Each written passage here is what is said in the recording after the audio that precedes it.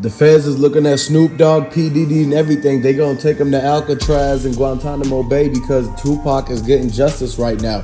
Y'all gotta understand, man, for the last 30 years, they've been trying to solve this thing. They had Greg Kading on the case. He was talking to Keefe the whole time. Keefe didn't know he was being recorded when he gave that statement to them, thinking that he was gonna get immunity when the whole time he was getting tricked and everything like that. They knew what they was doing, but Keefe didn't know what he was doing when he said that. That's why he got caught back up.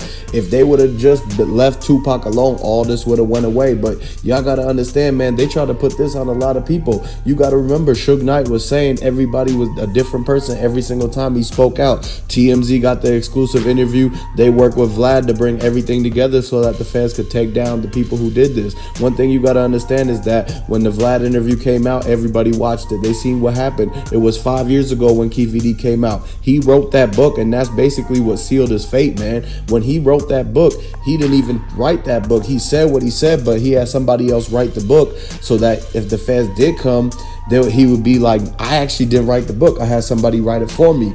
But all in all, when he went onto the Vlad interviews and Vlad pulled the book out and he said, so you said this in the book, that's true, right? And he said, yes. When he said that, it basically pierced the whole entire veil of everything that was behind the curtain of what they was keeping and sweeping under the rug. Because one thing you got to understand was that it was a house of cards waiting to crumble down about the Tupac information. He had it in the book. All they had to do was get him to agree to go on an interview. And as the time went by, all the hip hop dudes, they always like to get the clout off of being on the Vlad interviews. And so this is where they took the fact that they knew Keefe D wanted to be a street legend and everything. He wanted to be known for doing this. He wanted to take the credit for Tupac, basically. This is why he wrote the book. He did the interviews. He did all of that.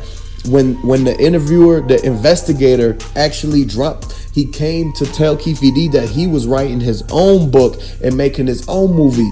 That was so that they could trick Keefe D into making his own version of the statements, so that way they could get him to make the statements again, but this time without the agreement that it's not going to be used against him. They pulled the ultimate move on him, and it took 27 years to play out, man. This was a game of chess, not checkers. What y'all got to understand is basically that they set him up the whole time to make him go against his own word, man. And so the fact that they made him jealous, that they thought that all the people who was, the feds who was investigating the Tupac, since he thought they was making their own books and movies about it, he thought that the whole case was getting thrown out or closed, or that if they do it, then what stops him from doing it and getting his money out of it? When Vlad asked him about, okay, what about the Fed that interviewed you, Greg Kading, and then he went and made his own book about it. When Keefe D replied to that, he said that it was because he got mad and that he felt like that he was robbing him for his Tupac story. So that's when he made his own book with the testimonies in there and everything. Had a dude write it, then all they had to do was bring him on Vlad, bring him on Art of the Dialogue, bring him on that cable TV show in '98 when he was talking about it over and over and over again. Because y'all gotta realize, when Suge paid $60,000 to Orlando to get him to testify and say that he wasn't kicking him inside the MGM casino, that he slipped and his leg accidentally bumped him, but he was trying to help him up. This way that Suge didn't go down for a probation violation, but it ended up to where he gave the 60 bands to Keefe D and Orlando. This is what Keefe D said in the Vlad interview. And then what happened is that the beef between Suge and everybody on that side kind of went away and kind of calmed down for a little bit, because the word got around town that he paid the money, the 60 bands, to settle the whole thing, but Suge still ended up getting locked up. So they thought because Suge was locked up and that the dudes that was actually in the Cadillac and everything like that started falling one by one. Orlando gets hit up, the other dude get hit up, the driver get hit up. All that's left is Keefe D. The last thing is that once Diddy's homeboy Zip, once he get out the picture, this is when everybody started making the moves with Keefe D about getting the book together, getting the interviews set up and everything like that. This is when the feds made it look like they retired, but whole time they retired from one department to go work for another one and everything like that. They was working from home trying to do this a whole entire Tupac case, because they never actually stopped investigating the Tupac case. This is why it still came around now. If they actually stopped, they would have never came out and came with a new indictment on Keefe and the two mystery people that's still left in this whole entire thing. They saying that Diddy, Snoop Dogg, Gene Deal knows everything they did. They trying to get Mike Tyson to come on the stand, and you got to remember Mike Tyson got his own entire beef and altercation with Keefe D. And so now that they got Keefe D and everything, and remember Keefe D sent a warning message to Mike Tyson telling him that you're not going to be able to go toe to toe 5 seconds with him, because the whole thing is going to end up to where it's going to be a whole nother tragic situation. One thing y'all got to understand is that there's so many people caught up in this entire thing. And then now that they looking at the dudes in New York, Diddy, they looking at his homeboy, the dude who wrote the check, Aaliyah's manager, the guys who started the whole record label to pay off the $1 million hit from Tupac. They try to actually hide the money and do all of these things. It's one of the most craziest actual chain of events that happened, because not only did they try to plan to set up Tupac, they hit him up, then they try to get away. They hit the car. They actually took the car and repainted it white. It was a rental car and they turned it in. And Keefe D said in his interview out of his own mouth that the only reason he was actually being looked at was because they was trying to get the OGs that could actually buy the rental car for him and finance the things and get the actual scrap that they used, the stick and the blicky that they used and everything like that. This is why they started looking at him, because he put himself there on the scene by saying it in his statements, writing it in a book, then verbally and visually coming out onto the interviews and saying it again and again and again. He kept pushing the agenda, pushing it. He thought that he was able to get away with it, but whole time he was actually giving them more fuel for their fire to come back and get him. And so this whole entire thing, it made people look at it like, man, you can't even take deals and do nothing. You can't be saying what you said in the deal. You can't do anything. You should not ever talk about some of the things that people did. Keefe D could have actually never said nothing, and he might have actually got away with it.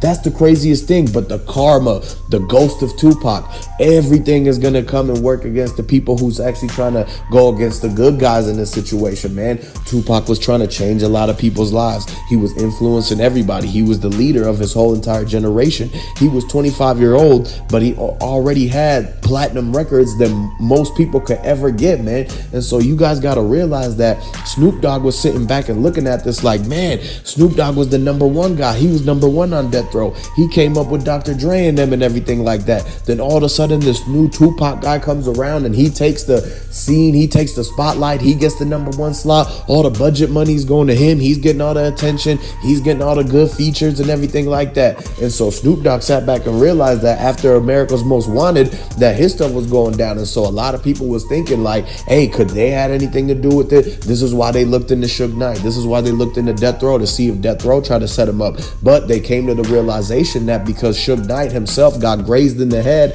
and that he was in the car with Tupac when they actually fired on it and everything like that, that he can't be the guy that set him up, because he in the car with him. He could have actually got sent up himself. And so this is when they started looking at the other dudes in the white Cadillac. They talked to the two girls that was in that drop top that was in front of him. They said some things. They came on the documentary and everything. They started piecing the puzzle of everything together. All the customers and the workers that was out there. One thing y'all got to realize is that if you rocking with Tupac and you advocating and want justice for Tupac, put the 222s in the comment section, like this video and everything, because one thing for sure, two things for certain, is that this whole thing back and forth between LA, New York, East Coast, West Coast, P. Diddy, Suge, everybody that got caught in the mix of this whole entire thing, they was all wrong for that, man. Look how they did. And now you see how the way the world is. Everybody basically still on that same BS. They never got out of that. And then the thing is that right after Pac got hit up, Biggie got hit up. And it was the same basic people that was still look around the situation too close to it. And so it got a lot of people thinking, man, what's up with this Tupac case? What's up with this Biggie case? How come it's the same people over here, over there? How come this whole thing, after all these years, never really got solved? Did they actually want to solve it? Was there a lot more info? Was it that the fact that the people who made the billions and billions of dollars, look at Diddy now. After that Tupac situation, he turned into a billionaire, man. Look at the things that they be having these people do to each other to get to the top, man. It's a dog-eat-dog world out there, and people got to recognize and realize what's really going on out there, man. Look at how they pitting people against each other. They trying to get brothers to go against each other for what? You see what they did to Tupac? They try to do them dirty, man, and we can't stand for none of that, man. You got to make sure that this don't happen to nobody else. And after all these years, man, Tupac really deserves some justice. And if y'all really with that, y'all with the Tupac side and everything, you rocking with Tupac, you actually side with him, go ahead and comment down below and let me know if you rocking with the two Tupacs, man. And after all that, man, y'all got to understand this whole thing is an ongoing revolving door situation. So y'all got to actually subscribe to the channel and get some more breaking news of these updates, bro.